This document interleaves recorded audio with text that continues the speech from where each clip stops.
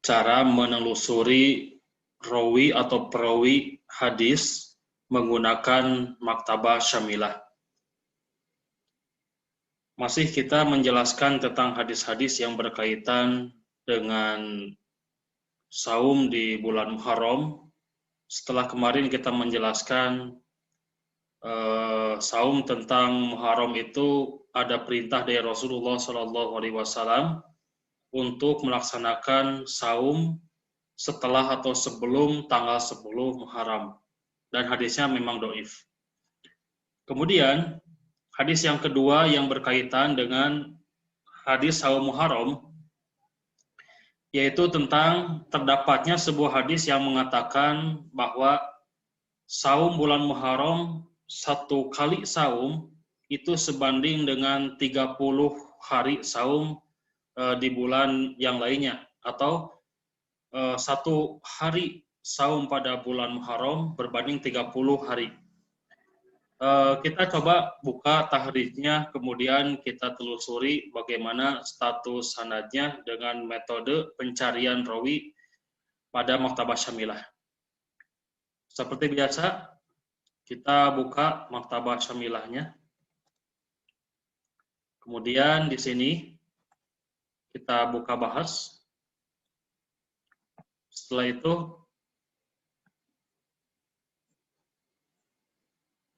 di sini ada mutunul hadis. Kita klik majmu'ah, kulihat. Kemudian cari hadisnya. Kalau hadisnya memang sudah ada kalimatnya, kita tinggal copy pastekan langsung saja waman soma yauman minal muharram. Kemudian kita cari dan kita tunggu beberapa saat dalam proses pencarian hadis dalam maktabah syamilah. Kita coba menunggu.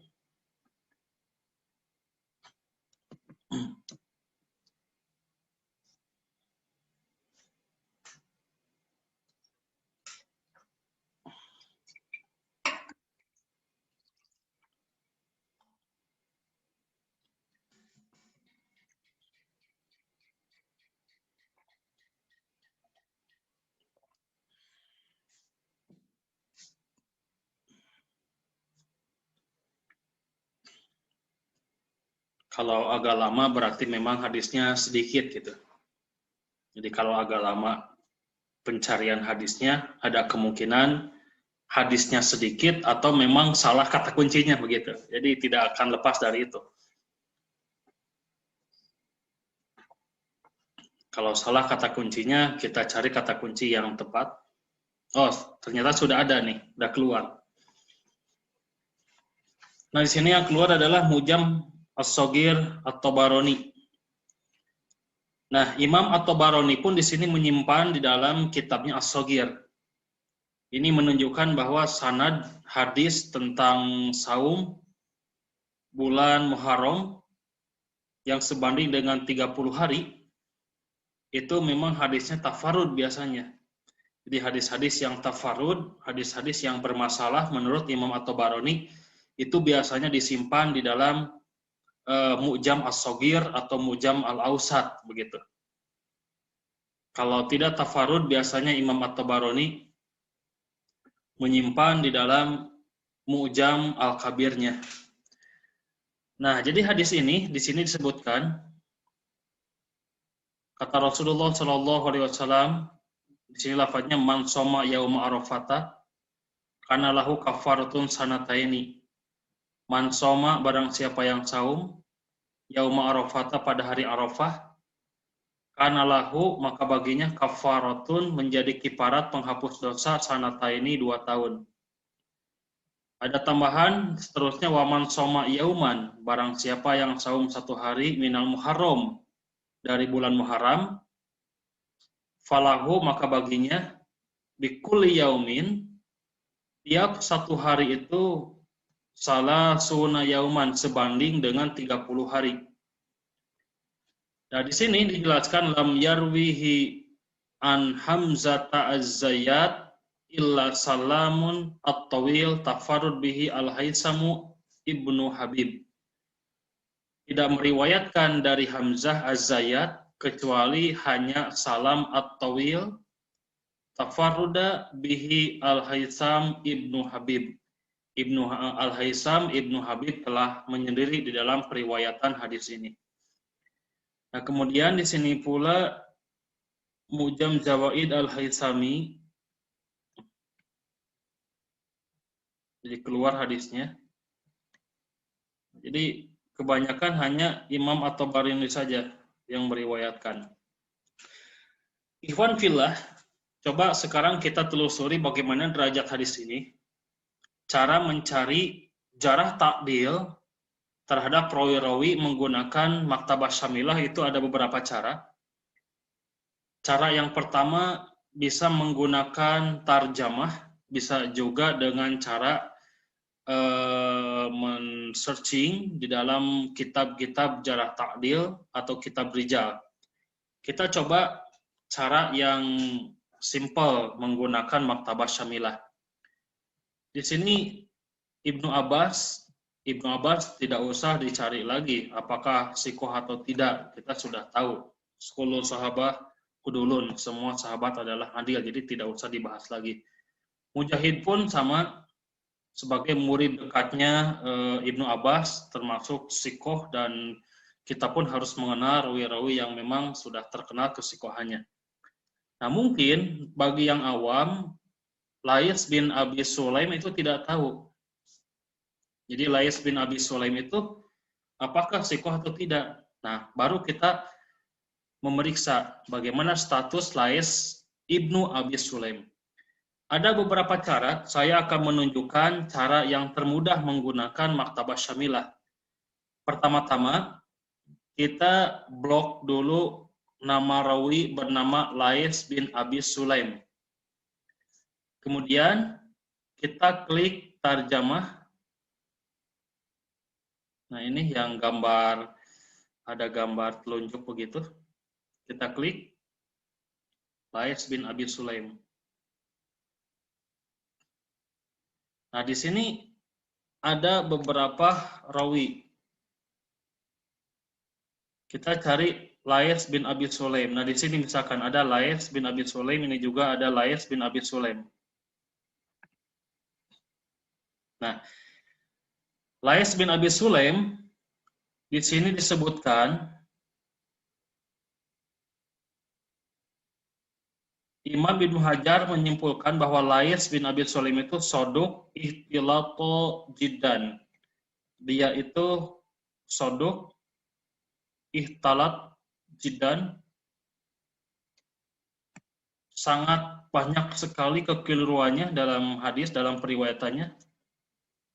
Walam yatamayaz hadisuhu, dan hadisnya tidak benar atau tidak ajeg, fataroka, maka ditinggalkan.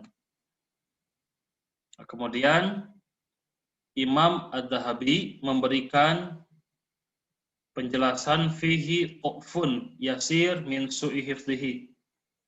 Beliau mengatakan bahwa Al-Lais bin Abi Sulaim itu do'if, ringan, yaitu dari segi hafalannya. Sebagian dari mereka ahlul hadis ihtajabihi, berhujah dengan beliau. Tapi Ibnu Hajar mengatakan bahwa ikhtalato jiddan, menunjukkan kepada tidak diterimanya rawi Lais bin Abi Sulaim dalam keadaan tafarud, begitu maksudnya.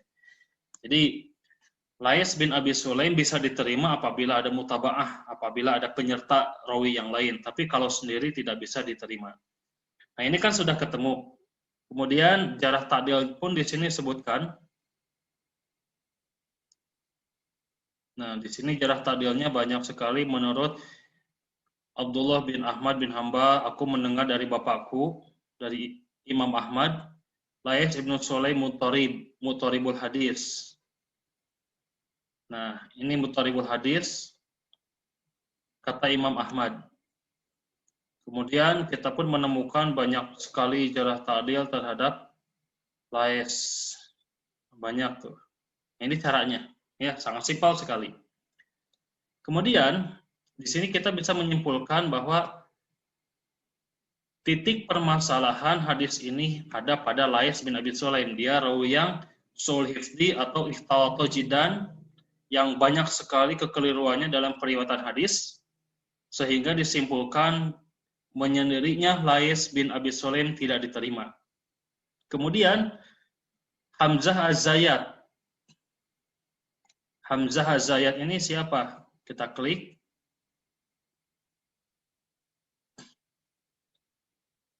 Nah, di sini pun keluar Hamzah Az-Zayyat, nama aslinya adalah Hamzah bin Habib bin Umaroh bin Ismail. Begitu. Nah, di sini ada ke bawahnya beberapa penjelasan atau komentar dari beberapa ulama ahlu nuqad, ulama ahli kritikus hadis. Seperti di sini Ahmad bin Zuhair dari Ibnu Ma'in qala berkata, Hamzah sikotun. Hamzah termasuk rawi yang sikoh itu menurut Ibnu Ma'in. Tapi menurut Imam An-Nasa'i laisa bihi ba's. Laisa bihi ba's. Tidak mengapa di dalam hadisnya. Tidak ada apapun gitu. Kemudian waqad kariha qura'ah, ini termasuk ahlul qura gitu kan, ahlul qura.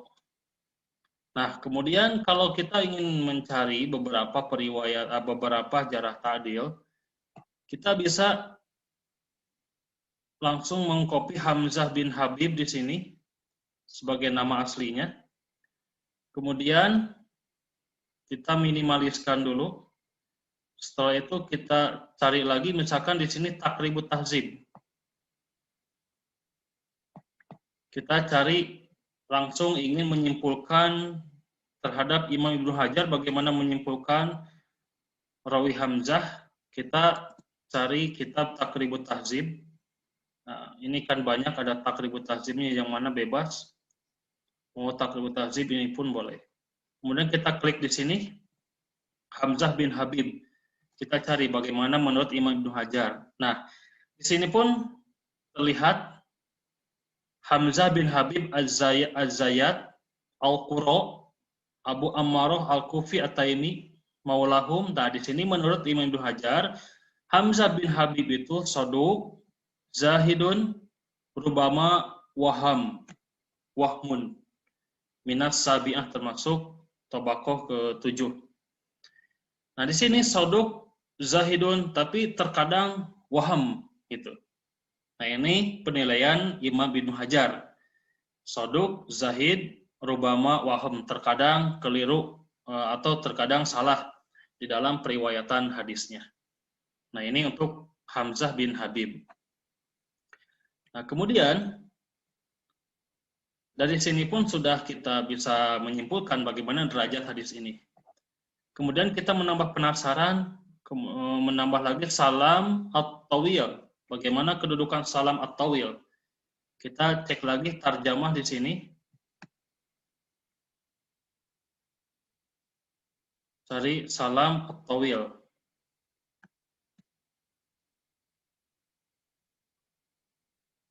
Nah, di sini salam at-tawil, nama aslinya adalah Salam bin Sulaim atau Ibnu Salam atau Ibnu Sulaiman At-Tamimi As-Sa'di Abu Sulaiman wa yuqalu Abu Ayyub. Kadang dikatakan juga beliau adalah Abu Ayyub Al-Madaini. Wa huwa Salam At-Tawil, dia adalah Salam At-Tawil. Tabaqah ke-7 min kibari atba'it tabi'in, termasuk kibar atba'ut tabi'in. Diriwayatkan oleh Imam Ibnu Majah. Kemudian status menurut Imam Ibnu Hajar matruk gitu. Matruk tuhmah bil kadzib, berarti tertuduh dusta. Maka Imam Al-Bukhari di sini mengatakan tarakuhu, Imam Al-Bukhari meninggalkan hadis dari Salam At-Tawil. Berarti Salam At-Tawil itu tertuduh dusta. Di sini jarah ta'dil bisa kita lihat. Qala Al-Mizzi fi Tahzibi Al-Kamal, Imam Al-Mizzi dalam Tahdzib Al-Kamal mengatakan, nah di sini pun terus dan ke bawahnya seperti di sini qala Imam Al-Mizzi menukil Muhammad bin Musa bin Musyais dari Ahmad bin Hanbal rawa ahadisu munkaroh, kata Imam Ahmad, rawa, ia meriwayatkan ahadisu munkaroh, hadis-hadis yang mungkar gitu. Kemudian kata Yahya bin Ma'in laisa bisyai'in, hadisnya tidak ada apapun. Jadi laisa bisyai'in itu menurut Ibnu Ma'in itu jarah yang sangat pedih sekali. Kemudian di lain tempat Yahya Ibnu Ma'in mengatakan lahu ahadisul munkaroh, baginya terdapat periwayatan atau hadis-hadis yang mungkar. Nah, kemudian kata Imam Abu Hatim doiful hadis tarakuhu, dia doiful hadis dan meninggalkannya. Kata Imam Al-Bukhari yatakallamuna fihi, ada permasalahan, ada perbincangan menurut para ulama yang lain tentang dia. Kemudian di lain tempat Imam Al-Bukhari meninggalkan dia. Kata Imam An-Nasa'i matrukun, hadisnya rawinya matruk. Bahkan kata Abdurrahman bin Yusuf bin Khurash di lain tempat kadzabun, dia itu pendusta. Kemudian dan seterusnya.